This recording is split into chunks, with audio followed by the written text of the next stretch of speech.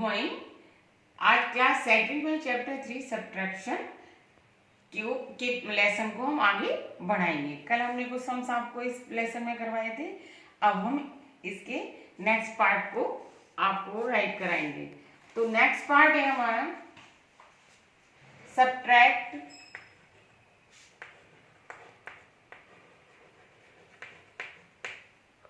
Using the subtraction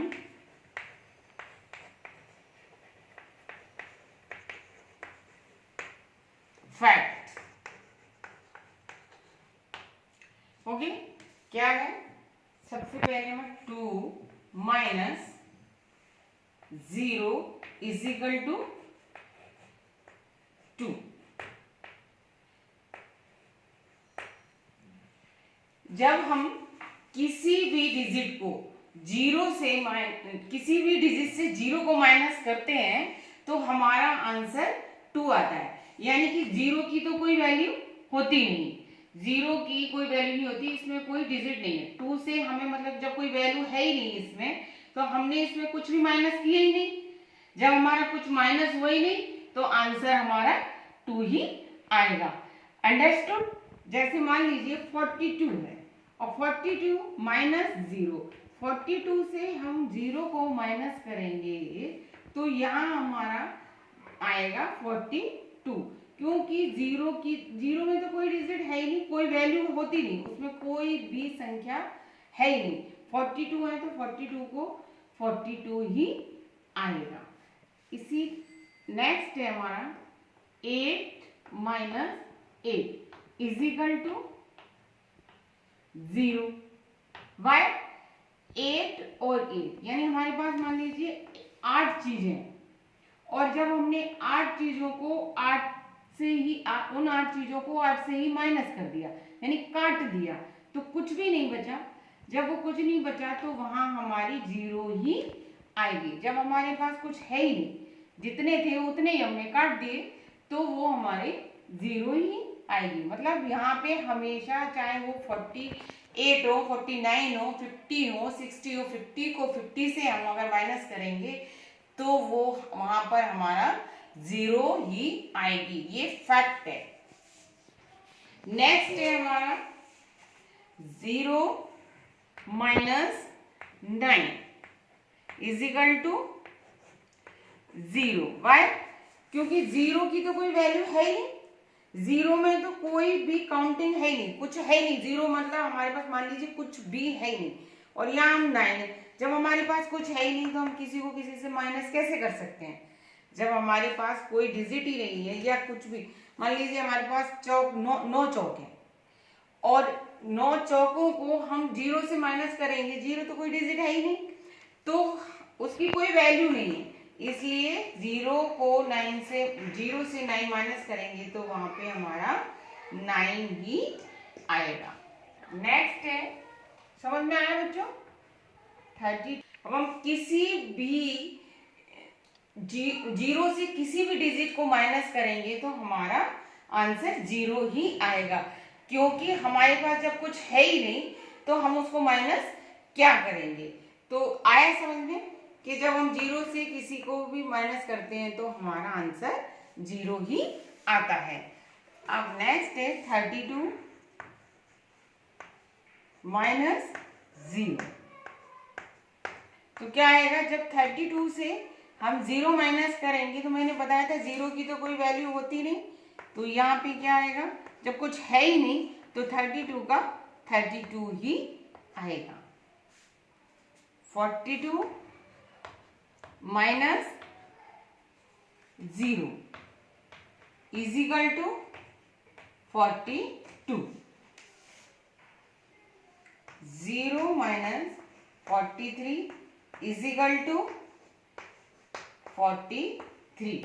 0 क्योंकि 0 कुछ है ही नहीं, तो 43 की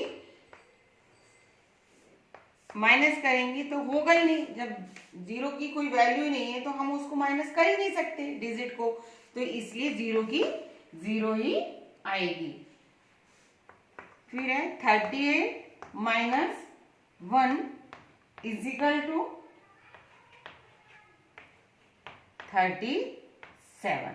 38 में से हमने 1 माइनस करेंगे, क्योंकि जब हम 38 हमारे पास डिजिट है और उसमें से 1 डिजिट हम माइनस करते हैं तो 37 होते हैं। 37 यानी 38 में से हम 1 माइनस करेंगे तो 37 आएगा। कहने का मतलब है कि किसी भी डिजिट से हम जब 1 माइनस करते हैं तो उससे एक कम आंसर आता है। मान लीजिए 38 से हमने माइनस किया 1 तो 37 आया, और अगर हम 37 से 1 माइनस करेंगे तो उससे एक कम ही आएगा 36। समझ में आ गया? आगे हमारा 52 माइनस 0, या वही कि 0 कोई डिजिट नहीं है, उसकी कोई वैल्यू नहीं, कुछ है ही नहीं, तो 52 का 52 and 0 minus 63 is equal to 60 is equal to 0, क्योंकि 0 से 63 माइनस हो ही नहीं सकता, 0 कोई डिजिट होती नहीं है। नेक्स्ट है हमारा,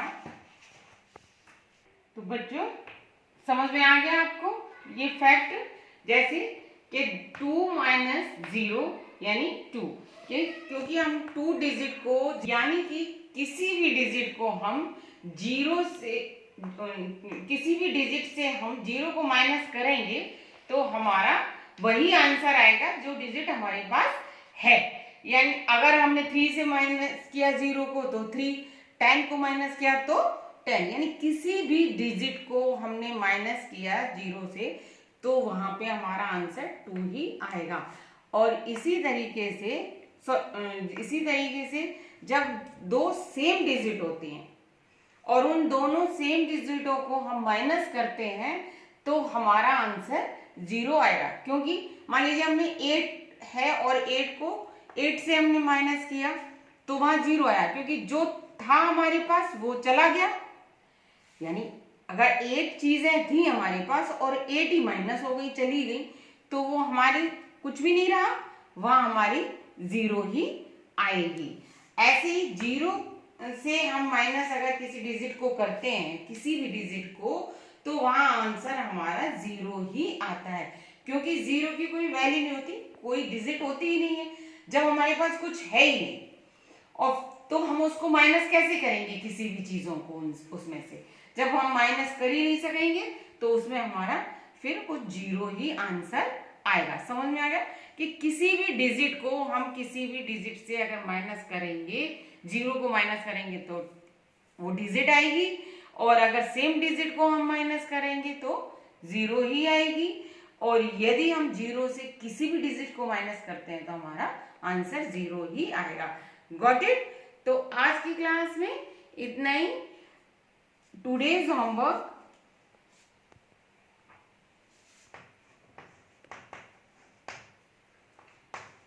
do class work in notebook. आपको इसको अच्छे से समझकर नोटबुक में राइट करना है। सी यू टुमारो। Thank you.